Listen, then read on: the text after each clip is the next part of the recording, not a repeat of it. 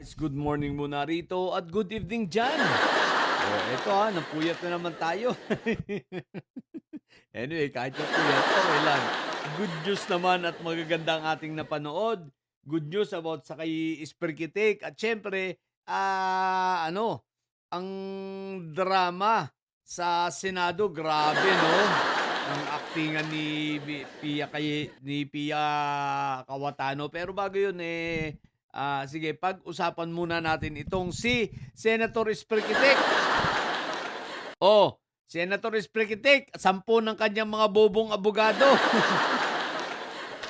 na pinangungunahan ni Turon at ni Jimmy Bundok na tatanga-tanga.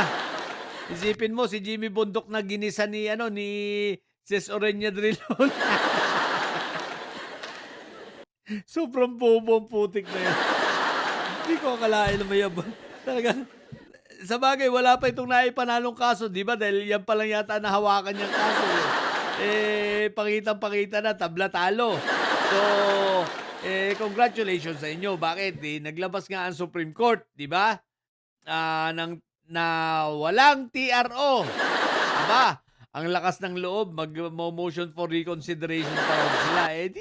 Mag-motion kayo. Pero maliwanag, no? Hindi binigyan ng Supreme Court ng TRO itong si Senator Esperkitik. Saka malamang-lamang ang dahilan diyan unang-una siyempre bobo naman yung mga abogado.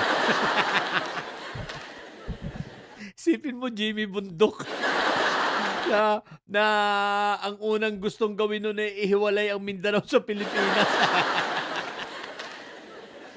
At sabi ba naman, tandang-tanda ako, di ko malilimutan sinabi nito ni Jimmy Bobo, eh. Isipin mo, dalawa daw ang Pilipinas. Ang tangang putik. Ayun, dahil yan ang abogado ni Esperkitik, ayan, denied ang TRO. Ngayon guys, anong implikasyon nito? Di maliwanag. Si Bato ngayon ay talagang tuluyan na magtataguyan.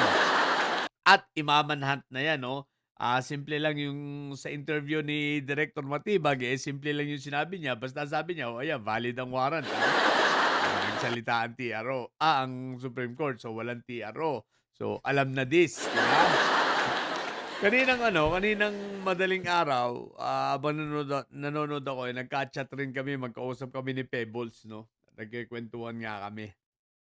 At nakwentuhan niya sa akin yung nababanggit niya, yung sinasabi ni Charlie na itong si Bato ay nasa INC na tinatago ng INC. Talaga naman posible naman yun, no? Bagamat ako rin naman ay may nakuhang impormasyon na kaya ko naman sinabi na tingnan din sa ni Sabit Sipon sa bunker, sapagkat ang sabi sa atin ng puting kabayo cover story lang itong helicopter at itong speedboat. So, naisip ko agad na, oops, teka, kung cover story ang speedboat ni Sabit Sipon at ang helicopter, aba. Di malamang tingnan ang bunker sapagkat si Sabit Sipon po ay may bunker na gawa sa bakal talaga, no? Sa ilalim ng kanyang mansyon. Positive po yan, sigurado po yan. Walang kaduda-duda, 100%, 1,000,000% sigurado yan. At sapagkat mismong may mga nakapagsabi na sa atin at noon pa man mga mismo nagtrabaho ron. Pero ngayon ganito, kung sa kwentuhan namin ni Pebbles, at ang INC daw handa ng lumaban. Kukunin si Baturong kung totoong nandun, At siyempre sabi naman nila Director Matibag may sightings na sila, okay? Ako'y naniniwala kasi, nasa Luzon lang, hindi makatawid pa sa Mindanao si Esperkitik. Nandito pa rin, yun din ang sabi ng ating puting kabayo sapagkat wala pa silang naririnig sa area nila. So, most likely, nandito pa rin sa Luzon. So, kung ito ay tinatago sa loob ng INC, sa kwentuhan namin kanina ni Pebbles, ang sabi ni Pebbles, ang sabi daw ni Charlie, handa nang lumaban ng INC. Handang at ibig sabihin talagang kung papasukin at susugurin, lalaban. Sabi ko naman, di bring it on. Di mabuti, magkaalaman na. Tingnan natin kung matapang talaga yung mga scan na yan, 'di ba? Tingnan lang natin, sige, bring it on. Ngayon kung totoong si Director Matibag, eh, alam niya kung nasaan ang whereabouts 'no, at meron siyang ano, meron na siyang, idea 'no, at namo-monitor nila at, eh, 'di hulihin na. Ano pang ginagawa, eh, siyempre kay ano, wala tayong aasahan kay ano, kay John Vic, wala tayong aasahan diyan, wag na tayong aasa diyan. Oh, dito tayo kay ano, kay Director Matibag. So, fire. Kung yan ay nasa INC talaga at lalaban sila, eh, di good, manlaban na sila para malaman nila kung ano yung tinatawag na ano, na nanlaban. Okey. So, tingnan natin. So, ang importante, si Senator Espricatic ay wala na. Ang lahat ng mga kabubuhan ng mga abogado niya ay wala na rin, nalusaw. Ang kanyang mga taga-suporta ay lusaw na rin. At yung mga nagmamagaling na, hindi valid ang ano, 'di ba, hindi valid ang warrant of arrest, oh, ayan na. Valid 'no, at walang TRO. So,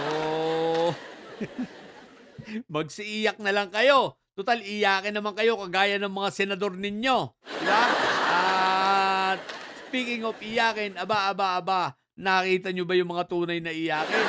Nag-iyak-iyak si Pia, nag-iyak si Loren, 'di ba? Pati si Robin, si Dagot yata may paiyak-iyak. Puro artista ang mga hinayupak na yan. Aba, ang sabi pa ni Pia Cayetano, bakit daw walang nangumusta sa kanya? Eh, namo! Sino naman mangungumusta sa inyo, eh, kitang-kita naman na yan ay stage naman yan. Pagkatapos daw ng shootout, bakit wala man lang daw nangumusta sa kanila? Sino ba naman mangungumusta sa inyo? Eh, hindi nyo napansin? Pia Cayetano, hindi mo ba napansin pinagtawanan ka ngayon sa social media yang pag-iiyak mo? Tingnan mo lahat ng mga lamang ang emoji na, pinagtatawanan ka. Natatawa sa'yo ang taong bayan ngayon kahit anong tingnan mo naging memes ka tuloy. Pinagtatawanan, hindi ba kayo nagigising niyan? Imbis na kayo ay magsimpatya ang tao sa inyo, ano nangyari? Pinagtawanan kayo. Sino ba naman hindi matatawa? Tanga lang at bobo na katulad ninyo hindi matatawa sa inyo. Isipin mong nagawa niyo pang ano, nagawa mo pang mag-inarte ng gano'n? Na kunwari walang nagmamalasakit sa inyo. Eh, teka lang, eh, 'di ba habang nagbabarilan, eh, nandiyan kayo't ano, naka-catering pa kayo, yung iba niyong mga kasama nagbi-video call. Tsaka yang kaguluhang yan, ang sisihin mong tatanga-tanga kang senadora ka, ang sisihin mo yang kapatid mong bobo, yang kapatid mong si Binibini baklang 10K, yan ang sisihin mo sa katangahan mo. At kung may tamaan sa inyo ng ligaw na bala, yan din ang sisihin nyo. At huwag kung sino pa, magsasabi ka pa. Alam mo kung bakit? Matatalino kasi yung mga ano, nasa minority ngayon. Alam na alam nila na ano lang yan, na stage lang yung ginawa nyo. Orchestrated yan at planado yan. Kaya bakit sila magtatanong at magmamalasakit sa inyo? Eh, alam naman nilang planado yan. Obvious naman, naghanda pa talaga kayo. May mga pa-catering, may video. Tatanga-tangang putik, ginagawa niyong tangang taong bayan yan, pinagtawanan ka tuloy. Imbis na sumimpatya, ano nangyari? Naging comedy. Si Loren iyak-iyak pa. Oy, shoutout kay ano, shoutout nga pala pero eto, eh, kung may mabuting nangyari sa palagay ko na tuwang-tuwa ito si Pia, eh, siya ang Blue Ribbon Committee chairman na ngayon 'no. At siyempre iyak si Marco Tae. Yung pinapangarap niyang Blue Ribbon, nakawala na naman sa kanyang mga kamay.